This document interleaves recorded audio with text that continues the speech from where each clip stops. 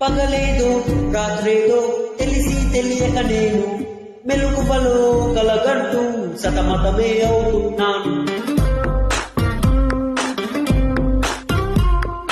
ఎరుపేదో నలుపేదో కలరే తెలియక కన్ను రంగులు తగ్గిన రెయిన్బోలా కన్ఫ్యూజన్ లో ఉన్నాను.